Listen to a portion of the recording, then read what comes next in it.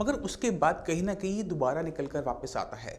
तो रिज़ल्ट्स बहुत ज़्यादा फ़ैसिनेटिंग होते हैं कि गर्दन के पूरे निचले हिस्से में पूरा वो फैला हुआ था। तो कैंसर अगर एक बार सॉल्व हो भी गया, कीमोथेरेपी आपने करवा भी ली। नमस्कार, मेरा नाम है डॉक्टर पुरु धवन और आज की इस वीडियो में हम बात करने वाले हैं माउथ कैंसर के बारे में। माउथ कैंसर इंडिया में सबसे बड़ा कैंसर है और इसके पीछे जो कारण है वो हम सब जानते हैं कि तंबाकू खाने से होता है, बीड़ी पीने से होता है, सिगरेट पीने से होता है। मगर ये जब हो जाता है तो पेशेंट अक्सर सर्जरी से जाता है, कीमोथेरेपी से करवा लेता है, मगर उसके बाद कहीं ना कहीं ये दोबारा निकल कर वापस आता है। तो कहीं ना कहीं देखा जाए तो कहीं शरीर का किसी भी हिस्से का कैंसर हो, उसका इलाज तो है, मगर जो उसके बाद रिकरेंस होती है, जो वो बार बार होता है, वो सबसे बड़ी समस्या होती है और इसी वजह से कैंसर को जीतना बहुत मुश्किल हो जाता है। तो चलिए आपको ले चलते हैं कैंसर के केस की तरफ, जिसको देखकर आपको आइडिया लग जाएगा कि कैसे कैंसर को जीता जा सकता है। जो आप इमेज देख रहे हैं अपनी स्क्रीन पर, ये जो कैंसर का पेशेंट कीमोथेरेपी ले चुका था, सारे के सारे ट्रीटमेंट ले चुका था। डॉक्टर्स ने हाथ खड़े कर चुके थे कि इसका इलाज अब पॉसिबल नहीं है क्योंकि ये स्टेज 5 का कैंसर है। ये जो कैंसर इनके देख रहे हो गाल के ऊपर, ये काफ़ी बड़े हिस्से को ख़त्म कर चुका है, वो सारा का सारा डिज़ोल्व हो चुका है। मगर जब ये पेशेंट हमारे पास पहली बार आया तो मुझे भी लगा कि ये चीज़ कुछ ज़्यादा ही है, क्योंकि इसके ऊपर ना सिर्फ कैंसर का असर था बल्कि इतना वो चीज़ सड़ चुकी थी कि इसके ऊपर कीड़े मैगट्स भी लगे हुए थे। तो बहुत मुश्किल हो जाता है ऐसे केसेस को लेना कि ये ठीक हो पाएगा नहीं हो पाएगा। जब भी कोई पेशेंट आता है तो हम अपने आप से भी सवाल करते हैं, क्या मैं इस पेशेंट की मदद कर पाऊंगा। जब लगता है कि हाँ इस पेशेंट की मदद करनी चाहिए, तब हम उस केस को लेते हैं और उसके अंदर जब हम काम करना शुरू करते हैं तो अपनी पूरी जी जान लगा देते हैं और उसी का असर ये है। सिर्फ 2 महीने के अंदर ना सिर्फ कैंसर बढ़ना रुक गया, कैंसर खत्म हुआ, बल्कि जो कैंसर की वजह से पहले कीड़े थे वो खत्म हुए। दूसरा, वो अपने आप हील अप करना शुरू हो गया। 2 महीने के अंदर 40% तक उसकी जो स्किन है, उसका जो चीक है, वो हील अप कर चुका है। और हीलिंग कभी भी कैंसर के साथ नहीं आ सकती। जब तक कैंसर शरीर के अंदर है, उस हिस्से में, वहाँ पर कभी भी आपको हीलिंग नज़र नहीं आएगी, वो आपको बढ़ता हुआ नज़र आएगा। मगर जब हम सही मेडिसिन प्लेस करते हैं, सही तरीके से उसको एग्जामिन करते हैं, सही डायग्नोसिस बनाते हैं, तो आयुर्वेद में इतना दम है कि वो इतने अच्छे रिजल्ट्स हर एक केस में डिलीवर कर सकता है। अब समझने वाली ये बात हो जाती है कि इस कैंसर के पेशेंट में हमने ऐसा क्या किया कि ये जो कैंसर है वो भी ख़त्म हुआ और जो चीक है वो भी हील होना शुरू हुआ। जब हमने कैंसर का एग्जामिनेशन शुरू किया था तो हमें पता था कि वहाँ पे मैगट्स हैं और मैगट्स कभी भी सल्फर को बर्दाश्त नहीं करते। तो हमें बहुत ज़्यादा ज़रूरत थी सल्फर की, इसलिए वजह से हमने जो इनकी मेडिसिन स्टार्ट की उसमें ध्यान रखा कि सल्फर ज़रूर जाए। विदिन 7 डेज सारे के सारे जो मैगट्स लगे हुए थे, जो वहाँ पे जो मांस सड़ रहा था, वो जो उसको खा रहे थे, वो चले गए, वो मर गए, निकल के चले गए। उसके बाद जब कैंसर के सेल्स को सल्फर लगने लगा तो क्या होने लगा कि कैंसर के सेल्स मरने शुरू हो गए, अब वो बढ़ने बंद हो गए। जब कैंसर के सेल बढ़ने बंद हो जाते हैं तो उनकी जो एज है वो तो होनी ही होनी है। अब जैसे मान लो कि आपके शरीर के अंदर आरबीसी है, खून का जो एक सेल होता है, उसका जो लाइफ स्पैन होता है वो 3 मंथ्स का होता है। तो अगर वो उस स्पैन के अंदर रेप्लिकेट नहीं करता तो आपका खून 3 महीने में ख़त्म हो जाएगा। तो वही चीज़ हम करते हैं कैंसर के अंदर। कैंसर की जो ग्रोथ है बस उसको रोक देते हैं। उसके बाद जो करता है वो नेचर करता है, क्योंकि उस सेल की, कैंसर सेल जो रेप्लिकेट नहीं हुआ, जिसने एक और कैंसर का सेल नहीं बनाया, और वो बिना बनाए मर जाता है और इसी तरह से धीरे धीरे कैंसर आपको रिजॉल्व होता हुआ नज़र आ जाता है। जैसे ही कैंसर कमज़ोर होना शुरू हो जाता है, हमारे जो शरीर है उसकी जो हीलिंग पावर्स हैं वो बढ़नी शुरू हो जाती है और उसका रिजल्ट ये है। सिर्फ 2 मंथ्स के अंदर ना सिर्फ कैंसर खत्म हुआ बल्कि वो हील अप होना भी शुरू हो गया, और ये भी सल्फर की प्रेजेंस में हुआ। ये क्यों हुआ इसको समझने की ज़रूरत है। सल्फर जो होता है हमारी बॉडी का एक नेचुरल कंपोनेंट है। हमारी बॉडी में बहुत ज़्यादा अमाउंट में सल्फर होता है। इवन हम जो गार्लिक खाते हैं, अनियन खाते हैं, प्याज खाते हैं, वो भी उसके अंदर भी सल्फर है। इसी वजह से उसमें एंटी कैंसरस प्रॉपर्टीज़ होती हैं। इसी वजह से कैंसर के पेशेंट को कहा जाता है कि आपने इनका इंटेक ज़्यादा करना है, क्योंकि ये कैंसर को रोकने में हेल्प करता है। मगर जो सल्फर हम गार्लिक फॉर्म में लेते हैं, अनियन फॉर्म में लेते हैं, वो इतनी अमाउंट में नहीं होता कि कैंसर की ग्रोथ को रिटार्ड कर सके। वो पैदा होने से रोक सकता है मगर उसे ख़त्म नहीं कर सकता। मगर जब हम सही अमाउंट में सही तरीके से चीज़ों को प्लेस करते हैं तो रिजल्ट्स बहुत ज़्यादा फैसिनेटिंग होते हैं, जहाँ पर सारे डॉक्टर्स हाथ खड़े कर चुके होते हैं, जहाँ कीमो खत्म हो चुकी होती है, वहीं पे शुरुआत हो जाती है आयुर्वेद की, जहाँ पर सारे के सारे डॉक्टर्स अपने हाथ खड़े कर चुके होते हैं, कीमोथेरेपी हार चुकी होती है, पेशेंट बहुत कमज़ोर हो चुका होता है कि उस पेशेंट को कीमोथेरेपी नहीं दी जा सकती। वहीं से शुरू होता है साई संजीवनी की जर्नी।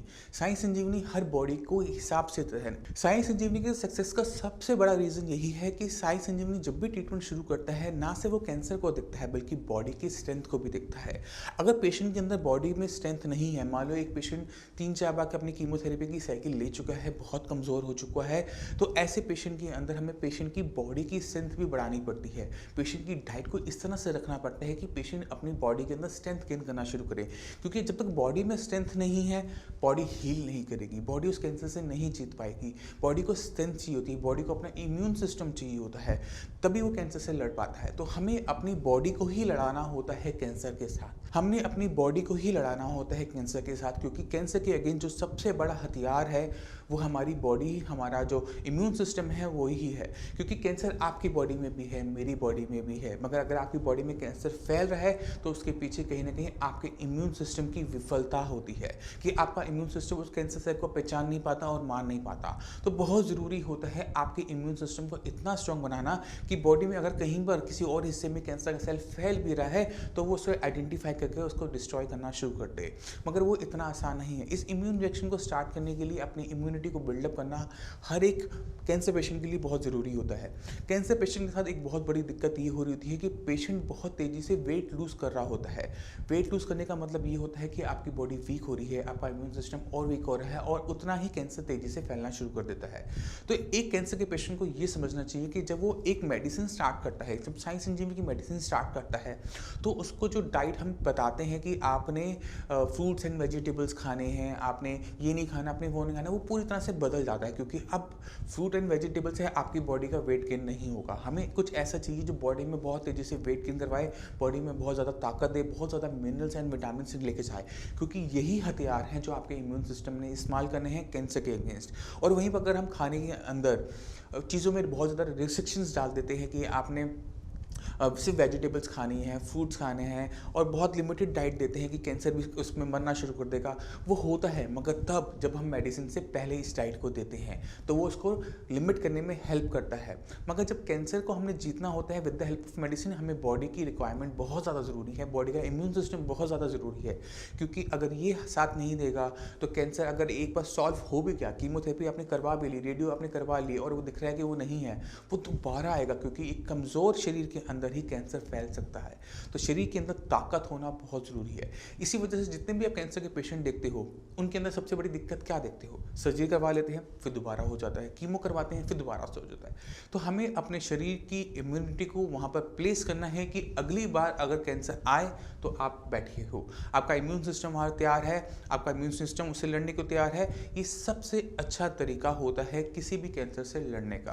अब मैं आपको चाहता हूँ कि आपको एक ऐसे केस की तरफ लेके जाऊँ जो पहले सर्जरी करवा चुके हैं, कीमो ले चुके हैं और कैंसर उसके बाद इतना फैल चुका था कि गर्दन के पूरे निचले हिस्से में पूरा वो फैला हुआ था। उसके लिप्स इस वजह से, कैंसर की वजह से पहली बार में डैमेज हो चुके थे, दूसरी बार दोबारा से लिप्स और नोज़ के नीचे वो कैंसर इतना फैला हुआ था कि हमारे लिए ये सजेस्ट करना कि जाओ आप सर्जरी करवा कर आओ ऑलमोस्ट इम्पॉसिबल था।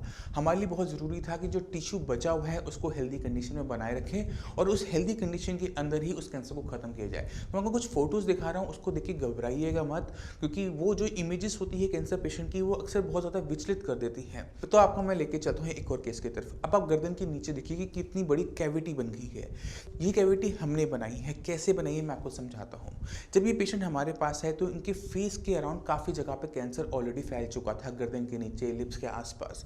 हमारे पास ऑप्शन नहीं था कि इस कैंसर को हम कंट्रोल करें, हमारे पास ओनली ऑप्शन ये था कि इसको बॉडी से किसी तरीके से बाहर निकाला जाए, क्योंकि ये केस इतना कॉम्प्लिकेटेड था कि यहाँ पर सर्जरी पॉसिबल नहीं थी, क्योंकि इससे पूरा नेक का नीचे वाला रीजन काटना पड़ता और पेशेंट कभी भी उस हिस्से को रिकवर कभी भी नहीं कर पाता। तो हमने उसको डाइजेस्ट करने की कोशिश की, हमने उसको इस तरह से हमने रिएक्शन स्टार्ट किए बॉडी के अंदर कि हमारी बॉडी की इम्यून सिस्टम ने ही इसको नेक्रोस करना शुरू कर दिया, इसको पस बनाना शुरू कर दिया। और जब ये पस बनने लगी तो ये कैंसर जो था वो पूरा टूट के गल के वहाँ से बाहर निकलने लगा और ये पूरा हिस्सा खाली हो गया।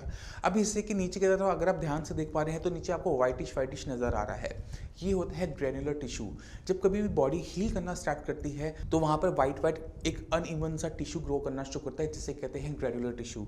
और ये धीरे धीरे वापस अपनी पुरानी कंडीशन को लेना शुरू कर देता है। तो ये अचीव करना एक कैंसर के ट्रीटमेंट में बहुत ज़्यादा ज़रूरी होता है जब कैंसर बहुत ज़्यादा फैला हुआ होता है। यह हम तब करते हैं जब कैंसर बाहरी हिस्सों में है, गर्दन के आसपास है, गाल के आसपास है, या फिर ब्रेस्ट के एरिया के अंदर है।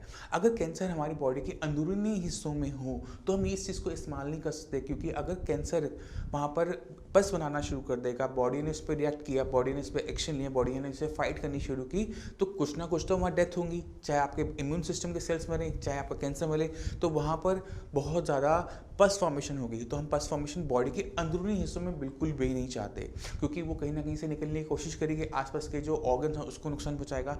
तो हमारे पास जो ओनली ऑप्शन बच जाता है वो हो जाता है कि कंट्रोल्ड तरीके से इस पर डैमेज किया जाए, उस पर दबाव बना रहे, वो बढ़ ना पाए और वो धीरे धीरे अपने आप खत्म हो जाए। इसको हम बॉडी के थ्रू ही डाइजेस्ट करवा देते हैं कि जो कैंसर है वो धीरे धीरे सिकुड़ना शुरू कर देता है और टिश्यू अपने आप नॉर्मल होना शुरू कर देता है। ये बहुत इंपॉर्टेंट चीज़ें होती हैं कैंसर के अंदर कि हमने कौन सी टाइप का यूज़ करना है, कौन से टाइप के ट्रीटमेंट को यूज़ करना है। या हमने पस बनानी है तेज़ी से ख़त्म करने के लिए, या फिर हम स्लो तरीके से जा सकते हैं, थोड़ा सा वेट कर सकते हैं और उसको पूरी तरह से डाइजेस्ट कर सकते हैं। ये दो तरीके से आयुर्वेद के अंदर ट्रीटमेंट किया जाता है कैंसर पेशेंट्स का। तो अगर आपके माइंड में कोई भी डाउट हो, कुछ भी पूछना चाहते हो साइंस संजीवनी में कैंसर के बारे में, तो नीचे दिए हुए नंबर पर कॉल करके साइंस संजीवनी के डॉक्टर से आप फ्री ऑफ कॉस्ट कंसल्टेशन ले सकते हैं। आप अपॉइंटमेंट लेकर मुझसे भी आकर मिल सकते हैं। अब इसी के साथ आपसे विषय में चलने की आगे चाहूँगा। मिलते हैं अगली वीडियो में, तब तक के लिए धन्यवाद।